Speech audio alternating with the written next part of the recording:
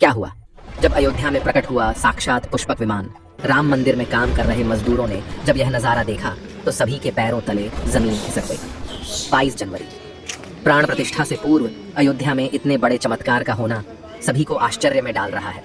कुछ लोगों ने इसके साक्षात दर्शन किए हैं, जिन्होंने अपनी आंखों देखी जो बताएं उसे सुनकर आपकी भी रोंगटे खड़े हो जाएंगे।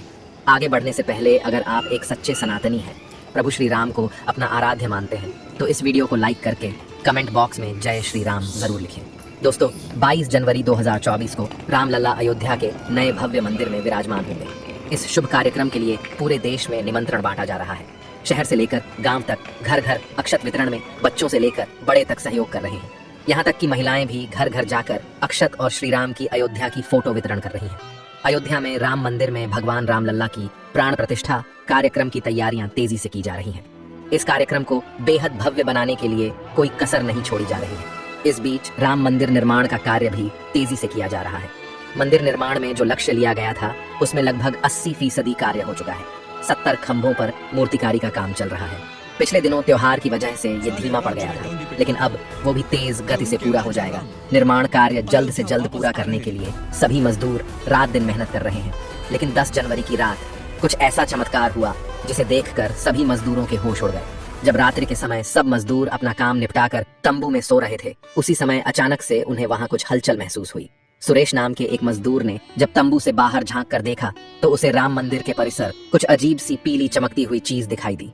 उसने अपने साथियों को जगाना चाहा, लेकिन कोई भी उसके साथ नहीं आया। जब हिम्मत करके सुरेश जब राम मंदिर परिसर में पहुंचा तो वहां का नजारा बहुत चौंकाने वाला था, क्योंकि वहां पर उसे एक बहुत ही दिव्य चमत्कारिक विमान दिखाई दिया, जिसका आकार मोर के समान था, जो दिखने में काफी सुंदर और तेज से परिपूर्ण था, जो कि राम मंदिर परिसर में पिछले क्षेत्र में उतर रहा था।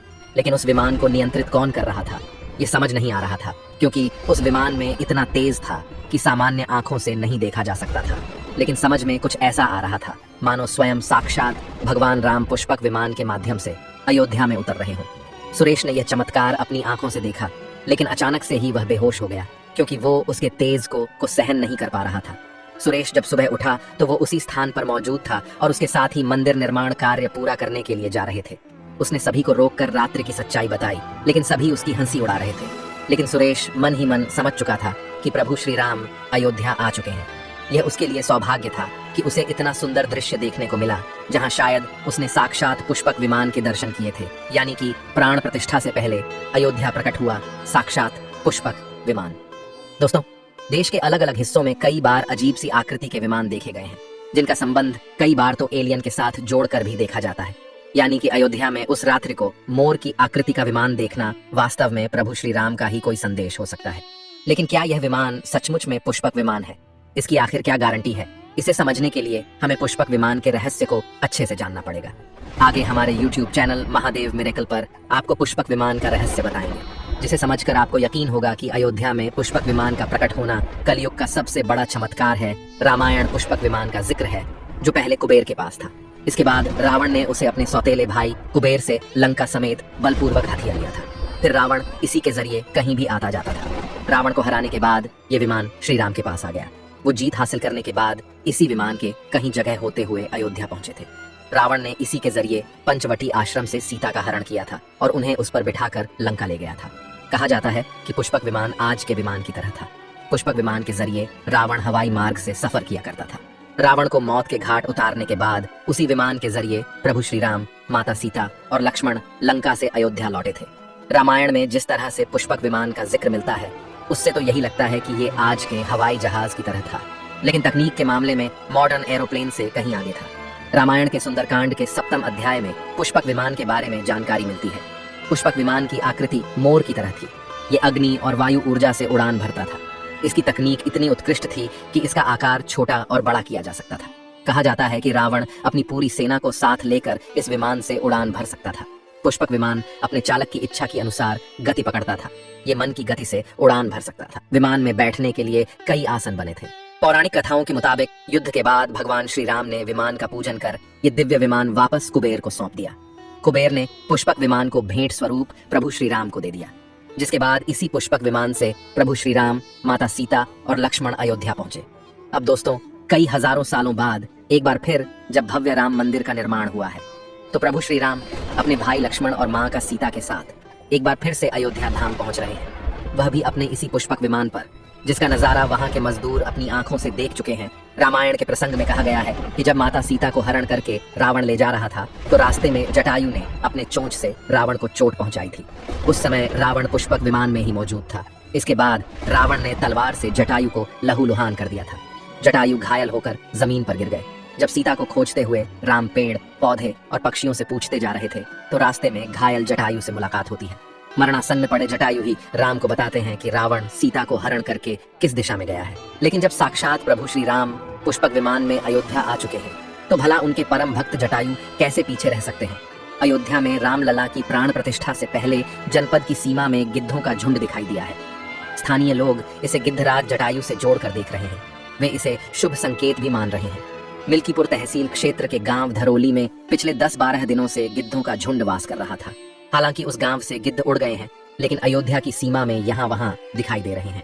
गांव वालों का कहना है कि पिछले 20 वर्षों से हम लोगों ने इलाके में गिद्ध नहीं देखे। अब जब राम मंदिर बन रहा है तो इस गांव में लगभग 50 की संख्या में गिद्ध आकाश में दिखाई दे रहे हैं। उनमें से 10-12 गिद्ध गांव में ही सेमल के पेड़ पर वास कर रहे थे। गिद्धों के दिखने की घटना को ज्यादातर लोग राम से जोड़कर देख रहे हैं और शुभ संकेत भी मान रहे हैं। 22 जनवरी को होने वाले प्राण प्रतिष्ठा के समारोह में देश के प्रधानमंत्री नरेंद्र मोदी ने देश विदेश की कई महान हस्तियों को निमंत्रण दिया है। लेकिन आपको जानकर हैरानी होगी, नेपाल में भी कुछ विशेष लोगों को समारोह में आने का निमंत्रण दिया गया है। इसके पीछे का रहस्य जानकर आपके भी होश उड़ जाएंगे, क्योंकि नेपाल को भगवान श्री राम का ससुराल कहा जाता है। क्योंकि नेपाल एक समय पर जनकपुर धाम था, जहाँ के राजा थे राजा जनक, और उनकी पुत्री माँ सीता वहीं पर भूमि में से प्रकट हुई थी। जनकपुर धाम, जिसे मिथिला भी कहा जाता था। मिथिला संस्कृति में यह मान्यता है कि जब बेटी का गृह प्रवेश होता है तो उसके मायके से तोहफा और अन्य सामग्री भिजवाई जाती है। इसी परंपरा के मुताबिक जब प्रभु राम का मंदिर में गृह प्रवेश होगा तो सीता जी की ओर नेपाल से अयोध्या उपहार आ रहे हैं, जिसे भार यात्रा का नाम दिया गया है। राम मंदिर की प्राण प्रतिष्ठा के लिए भगवान राम के ससुराल नेपाल के जनकपुर से कपड़े, फल और मेवा के साथ साथ उपहारों से सजे 1100 थाल आने वाले हैं। इसमें आभूषण, बर्तन, कपड़े और मिठाइयों के अलावा भार भी आएगा, जिसमें 51 प्रकार की मिठाइयाँ, दही, मक्खन और चांदी के बर्तन शामिल होंगे। 22 जनवरी को प्राण प्रतिष्ठा समारोह होने वाला है। इसके लिए श्री राम जन्मभूमि तीर्थ क्षेत्र ट्रस्ट की तरफ से भगवान राम की ससुराल नेपाल के कई गणमान्य लोगों को निमंत्रण पत्र भेजे गए हैं। दोस्तों, आज हम राम मंदिर को बनते हुए देख रहे हैं। ये हमारा सौभाग्य है, लेकिन इस भव्य राम मंदिर के बनने में कई हजारों सेवकों और राम भक्तों का बलिदान छुपा है। उस समय आक्रमणकारियों ने काशी, मथुरा के साथ ही अयोध्या में भी लूटपाट की और पुजारियों की हत्या कर मूर्तियां तोड़ने का क्रम जारी रखा। लेकिन 14वीं सदी तक वे अयोध्या में राम मंदिर को तोड़ने में सफल नहीं हो पाए, क्योंकि हर बार राम मंदिर और अयोध्या की रक्षा करने के लिए आसपास के राजा मदद भेज देते थे। हजारों साधुओं ने भी मंदिर की रक्षा के लिए अपने प्राणों की आहुति दे दी। विभिन्न आक्रमणों को झेलते हुए श्री राम की जन्मभूमि पर बना भव्य मंदिर 14वीं शताब्दी तक बचा रहा। कहते हैं कि सिकंदर लोदी के शासनकाल के दौरान यहाँ भव्य मंदिर मौजूद था। 14वीं शताब्दी में हिंदुस्तान पर मुगलों का अधिकार हो गया और उसके बाद ही राम जन्मभूमि एवं अयोध्या को नष्ट करने के लिए कई अभियान चलाए गए। 1527-28 में इस भव्य मंदिर को तोड़ दिया गया और उसकी जगह बाबरी ढांचा खड़ा किया गया। कहते हैं कि मुगल साम्राज्य के संस्थापक बाबर के एक सेनापति ने बिहार अभियान के समय अयोध्या में श्री राम के जन्म स्थान पर स्थित प्राचीन और भव्य मंदिर को तोड़कर एक मस्जिद बनवाई थी। 19 जनवरी 1885 को हिंदू महंत रघुबीर दास ने पहली बार इस मामले को फैजाबाद के न्यायाधीश पम हरिकिशन के सामने रखा था। इस मामले में कहा गया था कि मस्जिद की जगह पर मंदिर बनवाना चाहिए, क्योंकि वह स्थान प्रभु श्री राम का जन्म स्थान है।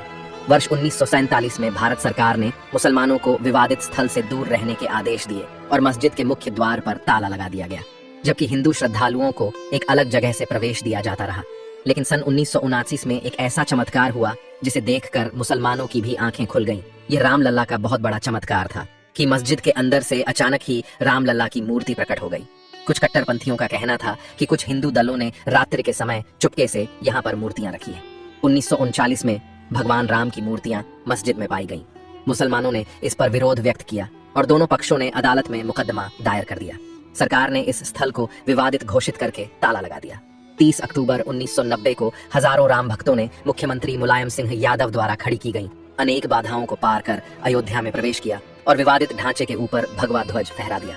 लेकिन 2 नवंबर 1990 को मुलायम सिंह यादव ने कार सेवकों पर गोली चलाने का आदेश दिया, जिसमें सैकड़ों राम भक्तों ने अपने जीवन की आहुतियां दी।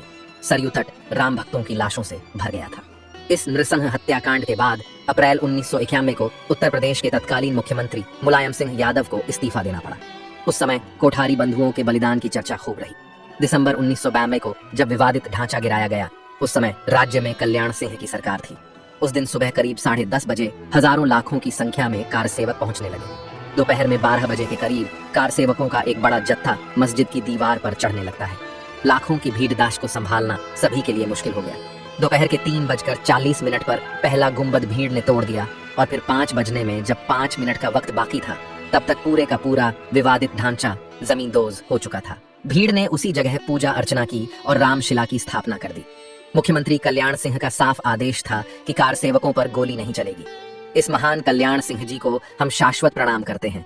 दोस्तों, राम मंदिर को बनता हुआ देखना सौभाग्य है, लेकिन जब भी हम इसके पीछे हजारों हिंदुओं का बलिदान देखते हैं तो हमारी आंखें नम हो जाती हैं। इस पूरी वीडियो को देखने के बाद आक्रमणकारियों के लिए आपकी क्या विचार है, इसे कमेंट बॉक्स में जरूर बताइएगा। हमारे महान शहीदों के लिए आपकी श्रद्धांजलि नीचे कमेंट बॉक्स में जरूर दीजिएगा। कोई भी बात अच्छी लगी हो तो लाइक जरूर करें और हमेशा ऐसे सत्य चमत्कारी घटनाएं देखने के लिए हमारे चैनल को सब्सक्राइब करके आप बेल आइकन को प्रेस कर लें। अभी के लिए आप सभी दर्शकों को हर हर महादेव।